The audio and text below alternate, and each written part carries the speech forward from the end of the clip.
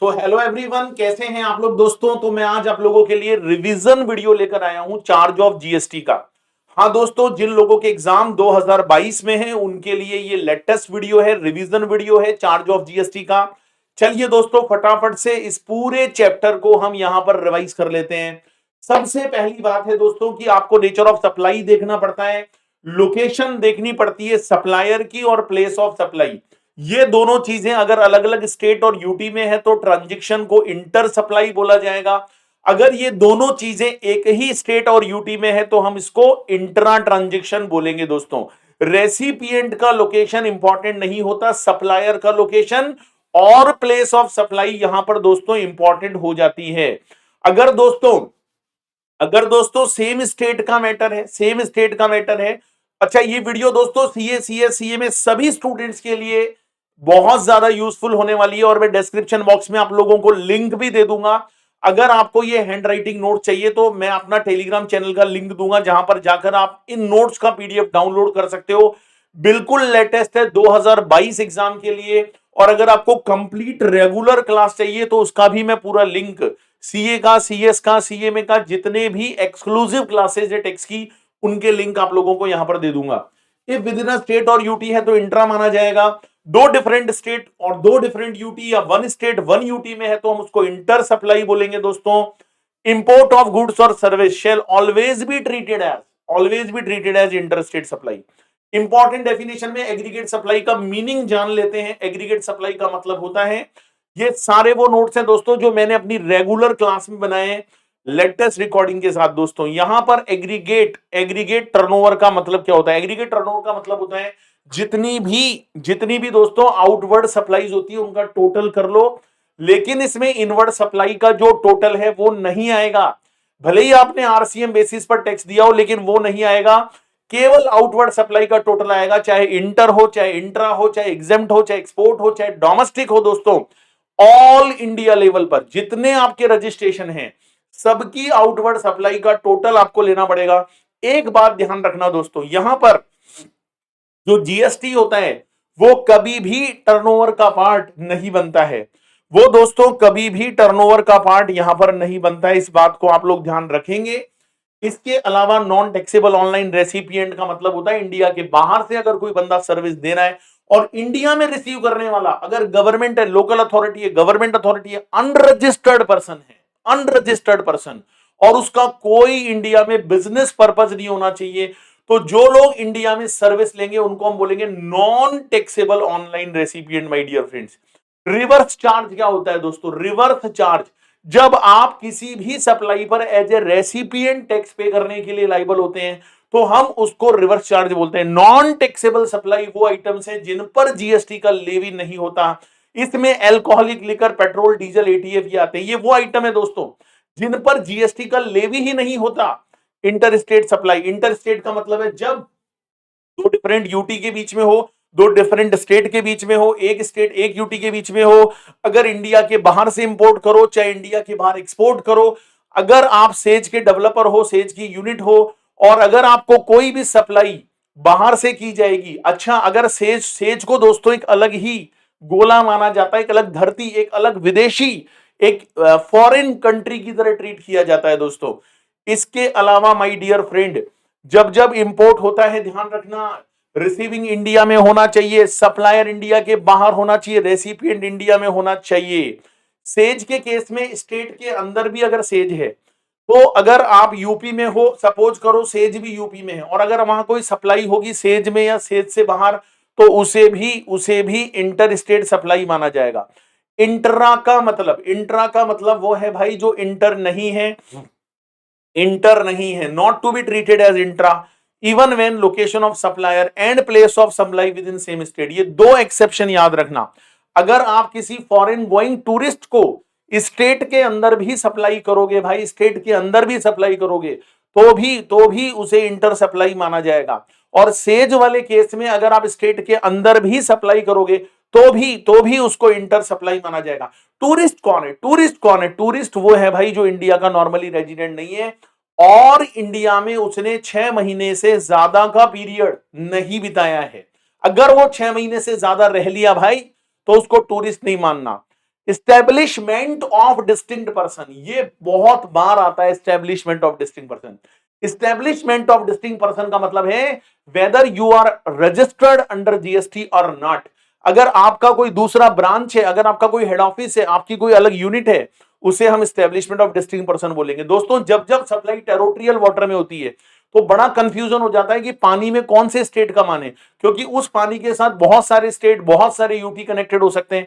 तो लॉ ने बोला अगर सप्लाई टेरिटोरियल वाटर में दी गई है, अगर सप्लाई पानी के अंदर दी गई है, तो ऐसे केस में जो नियरेस्ट स्टेट होगा, जो नियरेस्ट यूटी होगा, वहां वहां पर सप्लाई को दिया हुआ माना जाएगा, राइट।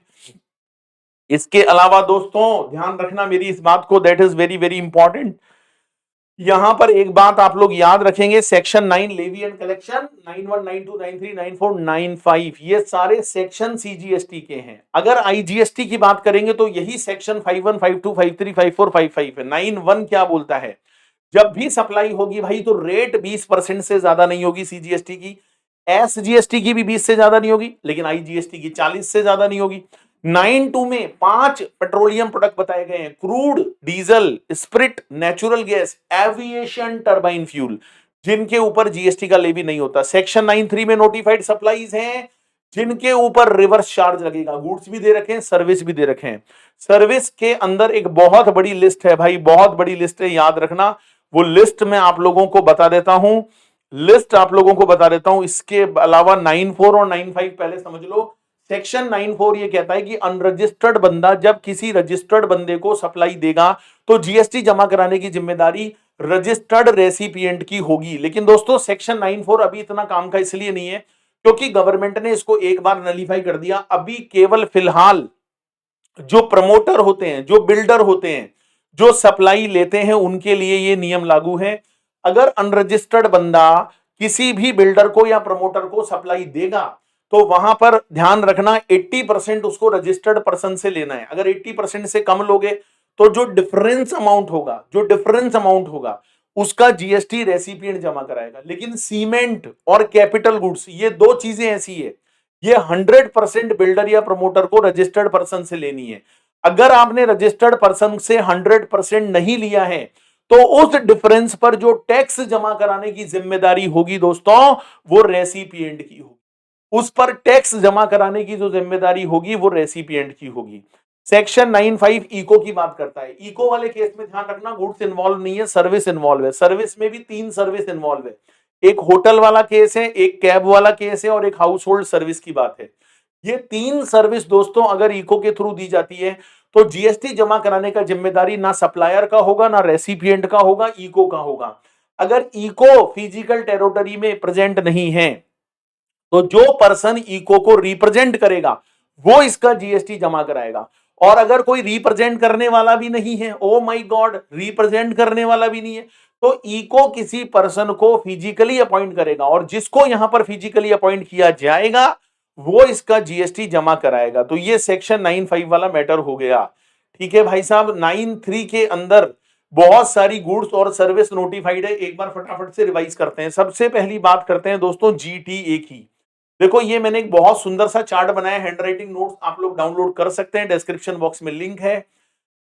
जीटीए सर्विस, साथ में टेलीग्राम चैनल आप ज्वाइन कर लेना। मैं ऐसे बहुत सारे फ्री कंटेंट आप लोगों के लिए यहां पर देता रहता हूं। जीटीए सर्विस, जीटीए सर्विस क्या है भाई साहब? जीटीए सर्विस है गुड्स ट्रांसपोर्टेशन एजेंसी की सर्विस, जिसका काम है सामान को एक जगह से दूसरी जगह पर ले जाना, इंसान को नहीं, सामान को। अच्छा, ये जो जीटीए होता है ये अपनी सर्विस बाई रोड देता है। ध्यान रखना, अगर जीटीए किसी ऑर्गेनाइज सेक्टर में सर्विस देगा किसी स्पेसिफाइड फर्म को, कंपनी को, फैक्ट्री को, तब तो जीएसटी रेसिपिएंट ही जमा कराएगा। ठीक है, अब जब रेसिपिएंट जमा कराएगा तो वहां पर 2 सिचुएशंस बनती है।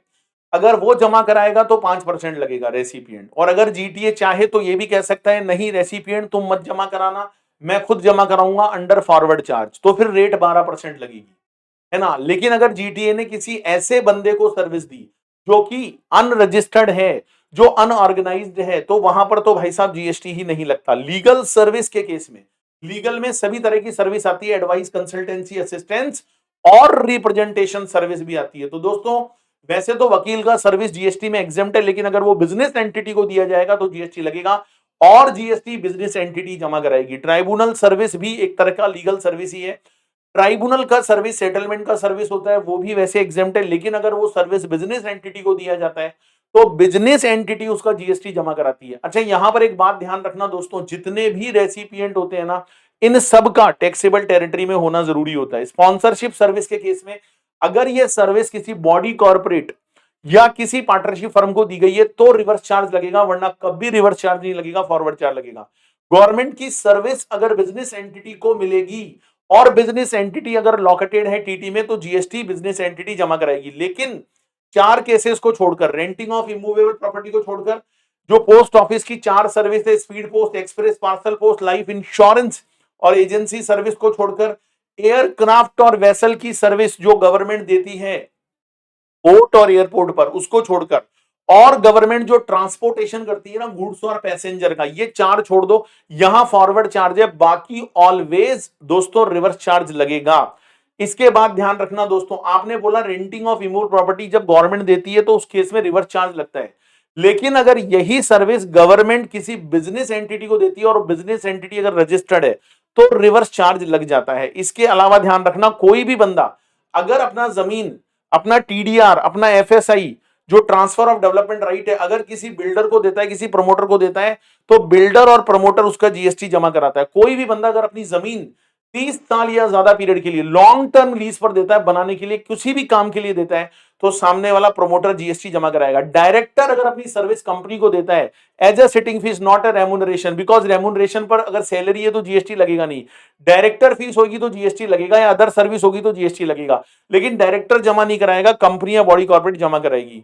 ये सारी बात मैंने बताई थी। इंश्योरेंस एजेंट के केस के अंदर इंश्योरेंस एजेंट इंश्योरेंस कंपनी को सर्विस देता है, इंश्योरेंस कंपनी जमा कराएगी। ध्यान रखना दोस्तों, ये वो नहीं है जो कंपनी पॉलिसी होल्डर को देती है, वो नहीं है, उसमें तो कंपनी जमा कराती है, वहां तो फॉरवर्ड चार्ज लगता है।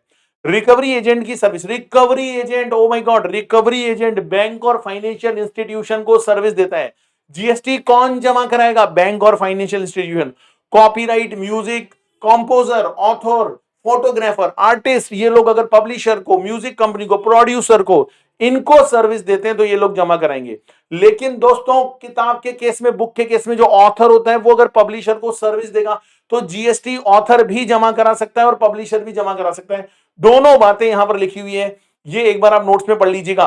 आरबीआई की एक ओवरसीइंग कमेटी होती है, ओवरसीइंग कमेटी अपने एडवाइस देती है आरबीआई को, तो जीएसटी आरबीआई जमा कराता है। डीएसए, डायरेक्ट सेलिंग एजेंट, ध्यान रखना दोस्तों, DSA other than body corporate और फर्म, मतलब अगर इंडिविजुअल डीएसए है और अगर वो बैंक को सर्विस दे रहा है तो बैंक जीएसटी जमा कराएगा, आरसीएम लगेगा। लेकिन अगर डीएसए खुद एक बॉडी कॉर्पोरेट है, खुद एक पार्टनरशिप फर्म है, खुद एक एलएलपी है, तो फॉरवर्ड चार्ज लग जाएगा। इसके अलावा बिजनेस फैसिलिटेटर अगर बैंकिंग कंपनी को सर्विस देता है तो बैंकिंग कंपनी जीएसटी जमा कराएगी। किसी भी बिजनेस कॉरेस्पॉन्डेंट का एजेंट अगर बिजनेस कॉरेस्पॉन्डेंट को सर्विस देगा तो बिजनेस कॉरेस्पॉन्डेंट उसका जीएसटी जमा कराएगा। इसके अलावा दोस्तों कोई भी सिक्योरिटी सर्विस अगर दी गई है other than body corporate, other than body corporate किसी रजिस्टर्ड पर्सन को, किसी रजिस्टर्ड पर्सन को, तो रजिस्टर्ड पर्सन जमा कराएगा। लेकिन अगर सप्लायर बॉडी कॉर्पोरेट है तो जीएसटी बॉडी कॉर्पोरेट को जमा कराना पड़ेगा as a forward charge basis. इसके अलावा मोटर व्हीकल, मोटर व्हीकल पर भैया बहुत शानदार मैंने चार्ट बनाए, देखो मोटर व्हीकल सर्विस, अगर सप्लायर बॉडी कॉर्पोरेट है, रेसिपिएंट कोई भी पर्सन हो सकता है, कोई भी पर्सन, अगर बॉडी कॉर्पोरेट सर्विस देता है मोटर व्हीकल को किराए पर देने का, तो हमेशा फॉरवर्ड चार्ज लगेगा, सप्लायर ही जमा कराएगा। दोस्तों रिवर्स चार्ज के बारे में सोचना भी मत, सप्लायर जब जमा कराता है तो 2 रेट होती है, एक 12% और एक 5%।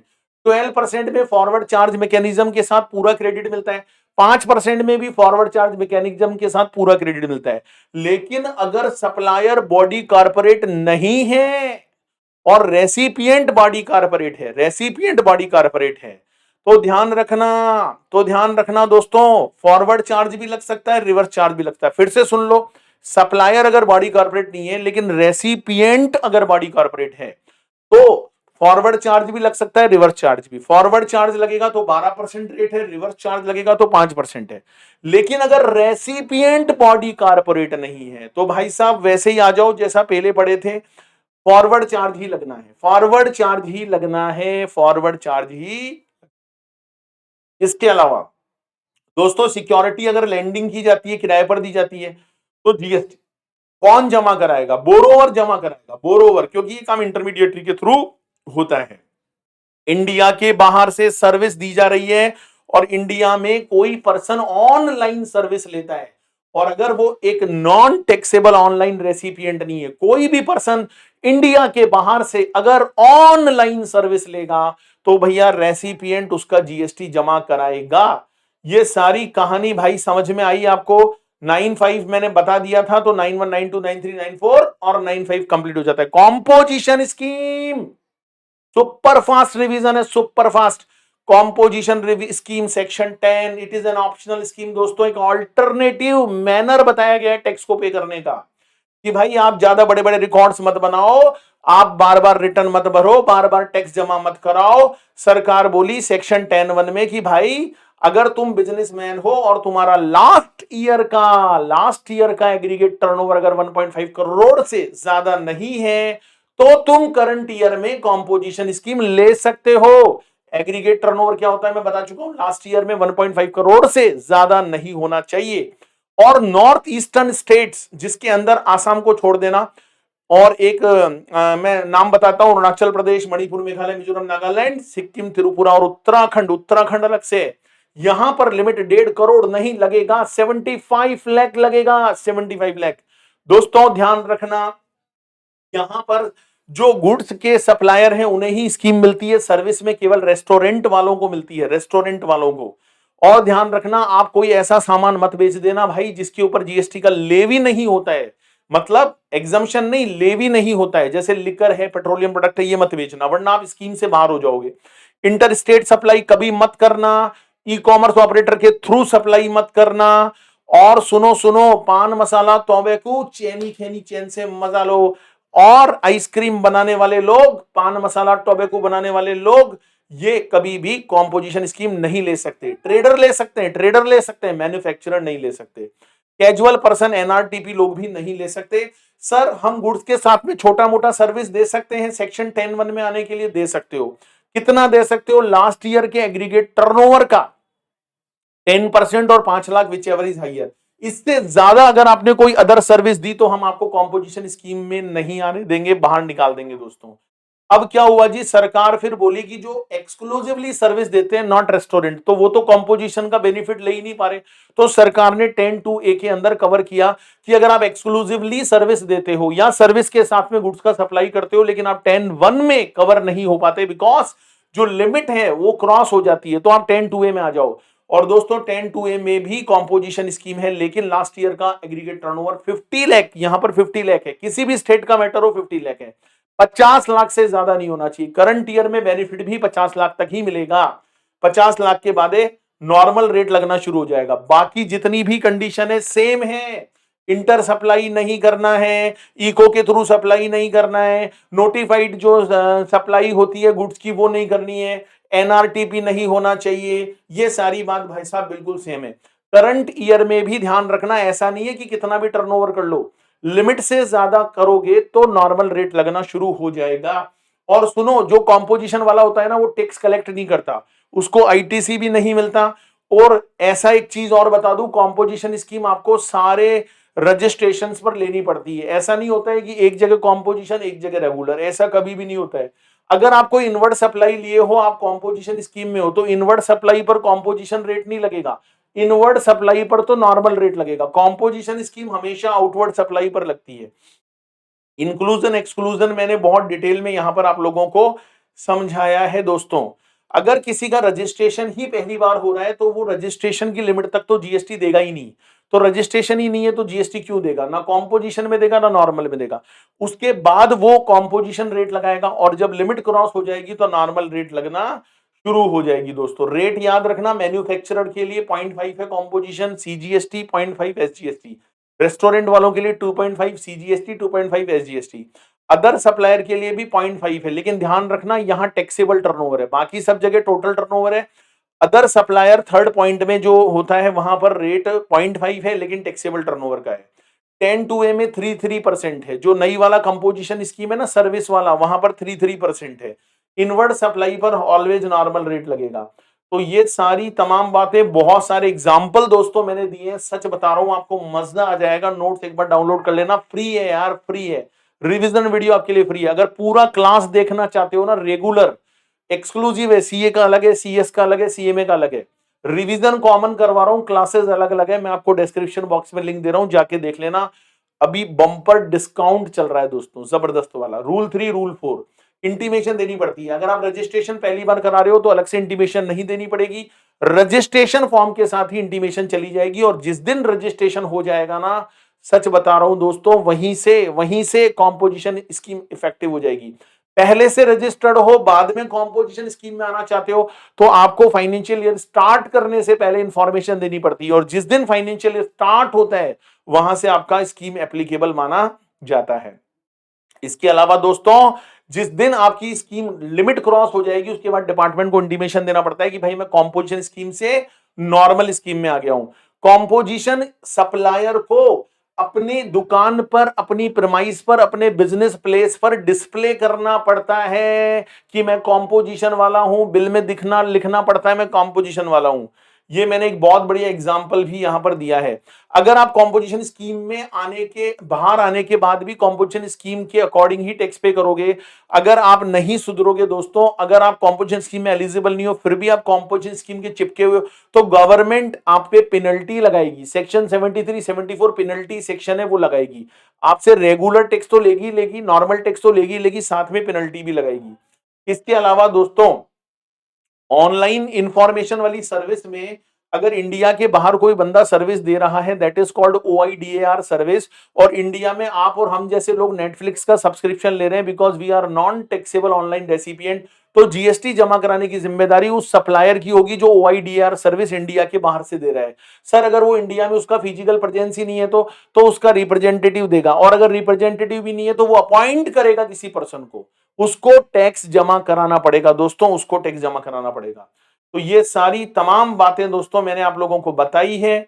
और ये छोटे छोटे 2-3 सर्कुलर हैं। जैसे एयरपोर्ट पर पीडीएफ और यूडीएफ चार्जेस होता है, तो वो एयरलाइंस कलेक्ट करती है पैसेंजर से, लेकिन airlines as a pure agent वो सारा पैसा कलेक्ट करके एयरपोर्ट ऑपरेटर को जमा कराती है। तो जीएसटी कौन जमा कराएगा? एयरपोर्ट ऑपरेटर जमा कराएगा, एयरलाइंस जमा नहीं कराएगी। थैंक यू वेरी मच दोस्तों। रिवीजन कैसा लगा कमेंट करके जरूर बताइएगा। वीडियो को शेयर कर दीजिएगा, लाइक कर देंगे तो बहुत अच्छा लगेगा। आगे आने वाले जितने भी चैप्टर्स हैं उनके ऐसे ही रिवीजन वीडियो आपको मिलते रहेंगे। मैंने चैनल पर उसका प्लेलिस्ट बना दिया है, जाकर देखिए। सारे हैंडराइटिंग नोट्स आप डाउनलोड कर लेना मेरे टेलीग्राम चैनल से, नीचे लिंक दे रहा हूं, कोर्सेस के लिंक दे रहा हूं, सारे लिंक है दोस्तों। बस मजा आ जाएगा। लास्ट में एक ही बात बोलूंगा, जोश दिल में जगाते चलो और जीत के गीत गाते चलो। Thank you very much for watching this video.